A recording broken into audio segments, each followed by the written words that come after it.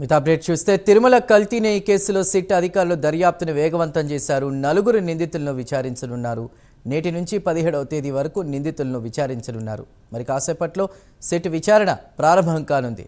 ఈ కేసులో AR dairy ఎండి రాజు రాజశేఖరన్, A2గా పోమిల్ జైన్, A3గా A4గా విపిన్ జైన్, అపూర్వ వినయకాంత్ చావ్డా ఉన్నారు. రైట్, ఇక విచారణకు సంబంధించి పూర్తి డీటెయిల్స్ని మా ప్రతినిధి రవివర్మ లైవ్ ద్వారా అందిస్తారు. రవివర్మ.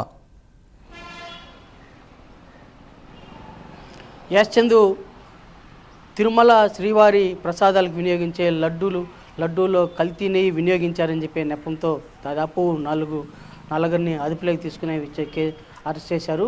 ఈ నేపథ్యంలోనే దాదాపు కోర్టు సైతం 14 రోజులు రిమాండ్ విధించింది. ఈ రిమాండ్లో ఉన్నటువంటి వారిని మరింత సమాచారం తెలుసుకునేందుకు కస్టడీకి ఇమ్మని చెప్పేసి పోలీసులు సిట్ అధికారులు అయితే కోర్టును ఆశ్రయించారు. ఆ మేరకు 10 రోజులు సిట్టు కావాలని చెప్పి 10 రోజులు విచారణ చేయాలని చెప్పి సిట్ అధికారులు కోర్టును ఆశ్రయించగా కేవలం ఇవాళ 14వ తేదీ నుంచి 17వ తేదీ వరకు అయితే 3 రోజులు మాత్రమే అనుమతించింది.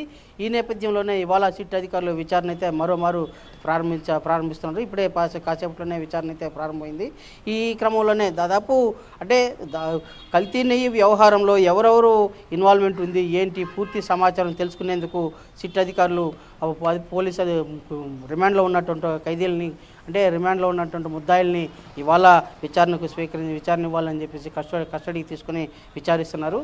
ఈ క్రమంలోనే దాదాపు బోలాబాబా డైరీ, అలాగే వైష్ణవ డైరీ, అలాగే ఏఆర్ డైరీకి చెందినటువంటి ప్రతినిధులు పోలీసుల అదుపులో ఉండి ఇవాళ ఈ టెండర్ ప్రక్రియలో ఎవరెవరు ఇన్వాల్వ్మెంట్ ఉంది, ఎందుకు టెండర్ ప్రక్రియ తగ్గించి వేయాల్సిన అవసరం ఏంటి, దీని వెనక ఎవరి ప్రోద్బలం ఉంది ఏంటి, మీతో పాటు ఇంకా ఎవరెవరు ఇన్వాల్వ్మెంట్ ఉంది అనే తదితర వివరాలన్నింటినీ కూడా క్షుణ్ణంగా విచారణలో తెలుసుకునేందుకు సిట్ అధికారులు రిమాండ్లో ఉన్నటువంటి ముద్దాయిల నలుగురిని కూడా ఇవాళ పోలీస్ కస్టడీకి కోర్టు ఆదేశించింది. ఆ పోలీస్ కస్టడీ ఆదేశానుసారమే ఇవాళ ఇప్పుడే కాసేపు క్రితమే ఇక్కడ తిరుపతి అలిపిరి అలిపిరికి సమీపంలోనే SVBC కార్యాలయం వద్ద సిట్టు విచారణ కార్యాలయాన్ని ఏర్పాటు చేశారు.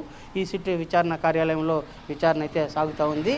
అదే ఈ ప్రక్రియలోనే టీటీడీ గత కొన్ని సంవత్సరాలుగా టెండర్ ప్రక్రియ విధానంలో ఒక నిబంధనలు పాటిస్తూ ఉంది.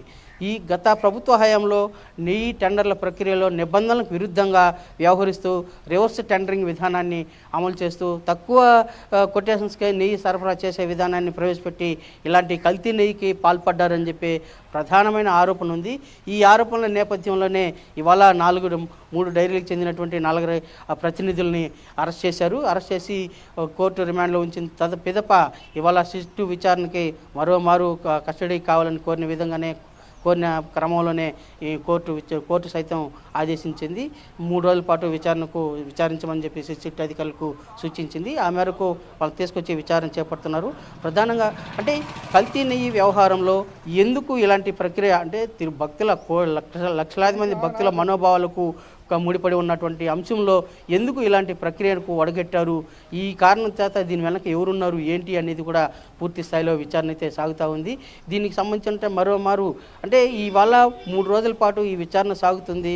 విచారణ అనంతరం అవసరమైతే మరోమారు కోర్టును ఆశ్రయించి మరింత సమాచారం తెలుసుకునేందుకు కూడా అవకాశం ఉంది.